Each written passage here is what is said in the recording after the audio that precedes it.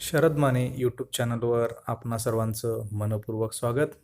7वीच्या नागरिकशास्त्रातील पहिला धडा आपल्या संविधानाची ओळख या धड्यावर आपण सराव चाचणी टेस्ट मजेदार पाहणार आहोत.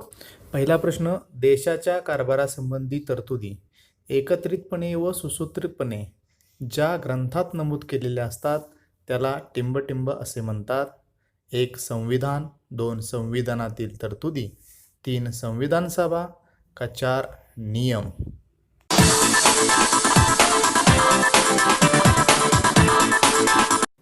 पहा उत्तर. पहिलं संविधान, पहिल्याच पानावर हे उत्तर आहे. दुसरा प्रश्न पाहूया. संविधानातील तरतुदी कोणत्या आहेत? पहिला नागरिकत्वाचं तरतूद आहे, दुसरं नागरिकांच्या हक्काची तरतूद आहे, तिसरा नागरिक व शासन संस्था यांच्या संबंधाची तरतूद आहे का चौथा वरील सर्व तरतुदी संविधानामध्ये आहेत?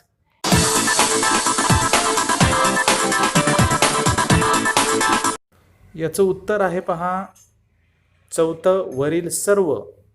नागरिकत्व, नागरिकांचे हक्क, नागरिक व शासन संस्था संबंध या सर्व तरतुदी संविधानात आहेत. तिसरा प्रश्न पाहूयात. कोणत्या देशाचं संविधान 1789 मध्ये अंमलात आलं? पहिला पर्याय आहे भारत, दुसरा पर्याय आहे इंग्लंड, तिसरा पर्याय आहे अमेरिका, चौथा पर्याय आहे वरीलपैकी नाही.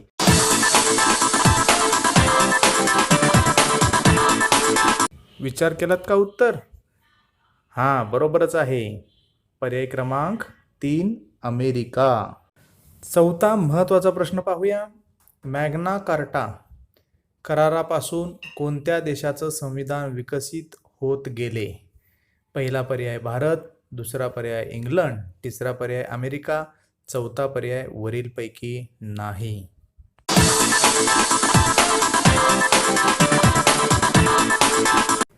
उत्तर बरोबर आहे. पर्याय क्रमांक 2 इंग्लंड.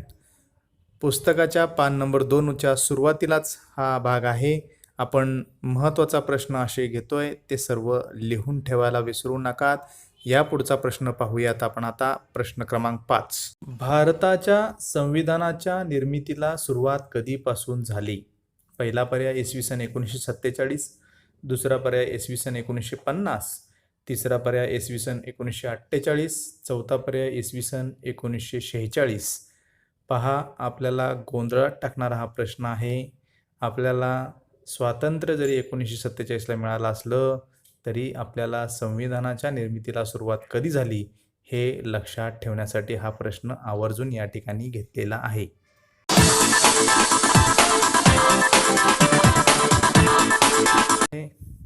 उत्तर आहे इसवी सन 1946. स्वातंत्र्य जरी 1947ला मिळालं असलं तरी त्याच्या पूर्वीपासून ब्रिटिश कायद्यानुसार आपला कारभार चालणार नाही, आपला स्वतंत्र कारभार व्हायला हवा याची सुरुवात ही 1946 पासूनच झालेली होती. हे लक्षात ठेवा, नव्हे तर लिहून ठेवा. आपल्याला सगळ्यांना लक्षात असलेला अतिशय सोपा प्रश्न आपण 6वा पाहतो आहोत. आपला देश कधी स्वतंत्र झाला? 1. 15 ऑगस्ट 1947, 2. 26 जानेवारी 1950, 3. 26 नोव्हेंबर 1949 आणि 4. 15 ऑगस्ट 1950. आपल्या सगळ्यांना हे उत्तर सहजतेने देता येईल.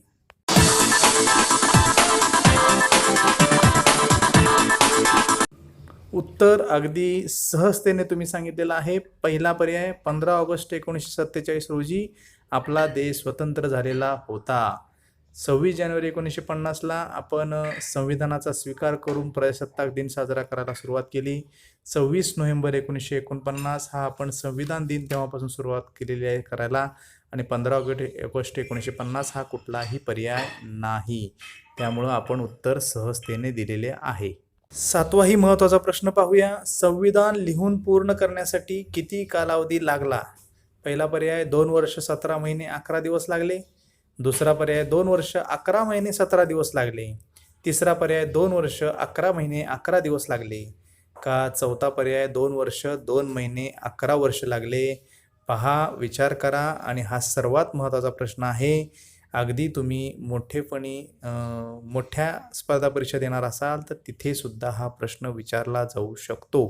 त्यामुळं लिहून ठेवायला विसरू नका.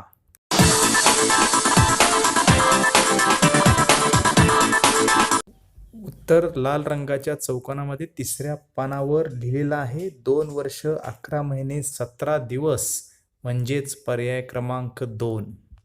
आणखीन एक महत्त्वाचा प्रश्न, संविधान सभेत कोण मान्यवर सदस्य होते? पहिला पर्याय doctor Rajendra Prasad, doctor Babasaheb Ambedkar, J B. Kripalani. 2 number पर्याय पंडित नेहरू, सरदार वल्लभभाई पटेल, राजकुमारी अमृत कौर.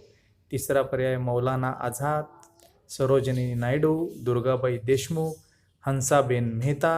आणि चौथा पर्याय आहे वरील सर्व.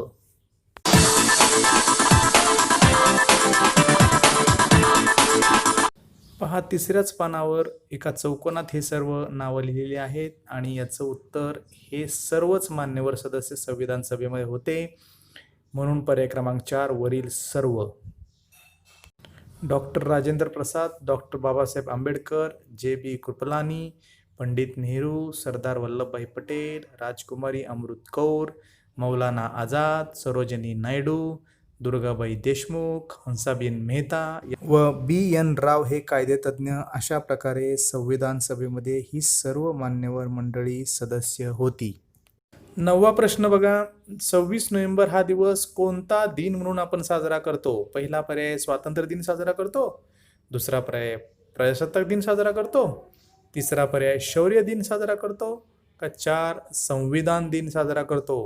पहा, अतिशय महत्त्वाचा प्रश्न आहे. 26 नोव्हेंबर, आपण सगळेजण आठवूया 26 नोव्हेंबरला आपण कोणता दिवस साजरा केलेला आहे आणि लक्षात ठेवूया आणि उत्तर देऊया.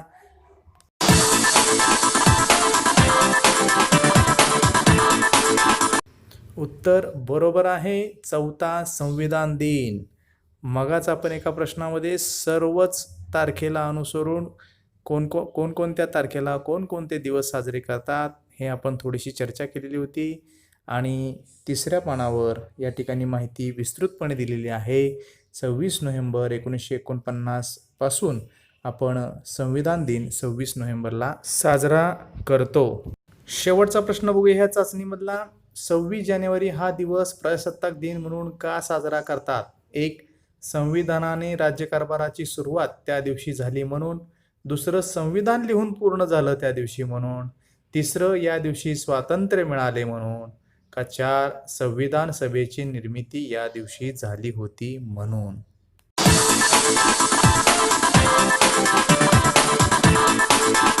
पहा, याचं उत्तर आहे संविधानाने राज्यकारभाराची सुरुवात 26 जानेवारी 1950ला सुरू झाली होती, त्यामुळे 26 जानेवारी हा प्रजासत्ताक दिन साजरा करतात. हे पहिल्या नंबरचं उत्तर या ठिकाणी येईल. बघा, कशी वाटली आपल्याला चाचणी? नागरिकशास्त्र, इतिहास हा विषय आपल्याला पहिल्यांदा थोडासा अवघड वाटत होता, पण आता आपण मुद्द्याद्वारे धड्याचा अभ्यास करतोय, धडा वाचतोय, त्या धड्यावर आधारित प्रश्नोत्तरे लिहितोय आणि सर्वात महत्त्वाचं अशा प्रकारची आनंददायी मनोरंजक चाचणी सोडवतोय. त्यामुळं आपल्याला आता हा विषय आणखीनच सोपा झाला आहे आणि आपल्याला प्रश्नांची उत्तरे लक्षात राहायला लागली आहेत, मुद्दे लक्षात राहायला लागले आहेत. असं आपल्याला सगळ्यांना फायदा होतच असेल.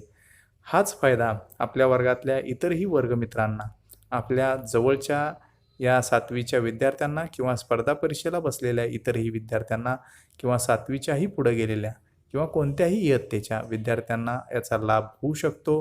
कारण हेच प्रश्न मोठेपणी ज्या पूर्वपरीक्षा आहेत त्यातसुद्धा येऊ शकतात. त्यामुळे याचा लाभ जास्तीत जास्त सर्वांना होण्यासाठी आपण सर्वांनी ह्या टेस्टचा व्हिडिओ, ह्या टेस्टची यूट्यूबची लिंक आपण सर्वांना सेंड करावी, शेअर करावी आणि सर्वांनीच या आनंददायी मनोरंजक टेस्टचा सराव चाचणीचा लाभ घ्यावा यासाठी प्रयत्न करावा. सर्वात महत्त्वाचं मित्रांनो, आपण सर्वांनी माझं चॅनल जर सबस्क्राईब केलं नसेल तर सर्वात महत्त्वाचं सबस्क्राईब करून घ्या, म्हणजे यापुढचे नवनवीन व्हिडिओ, नवनवीन मुद्दे असणारे सर्वच विषयाचे धडे, धड्याचे स्पष्टीकरण, प्रश्नोत्तरे आणि चाचणी आपण सर्वजण लगेच नवीन सबस्क्राईब केल्यामुळे पाहू शकतो. आपण शरद माने यूट्यूब चॅनलवरचे सर्व व्हिडिओ पाहत आहात, अभ्यास करत आहात, अभ्यासाच्या व्हिडिओतले मुद्दे लिहून घेत आहात अभ्यासाचं स्पष्टीकरण समजून घेत आहात. नवनवीन पद्धतीने आम्ही आपणासमोर हा अभ्यास सोपा करून आपल्याला या व्हिडिओच्या मार्फत स्वयंअध्ययन करण्यासाठी, आपला अभ्यास अतिशय सोपा जाण्यासाठी, आनंदायी, मनोरंजक आणि अवघडकडून सोप्याकडे जाण्यासाठी आम्ही प्रयत्न करत आहोत. या प्रयत्नाला आपण सर्वजण अनमोल अशी साथ देता आहात. आपण सर्वजण हे व्हिडिओ पाहता आहात, त्याबद्दल शरद माने यूट्यूब चॅनलच्या वतीने मनपूर्वक आभार. आपण हे सर्व व्हिडिओ लाईक करायला विसरू नका, शेअर करायला विसरू नका, सर्वात महत्त्वाचं सबस्क्राईब करायला विसरू नका. Thanks for watching.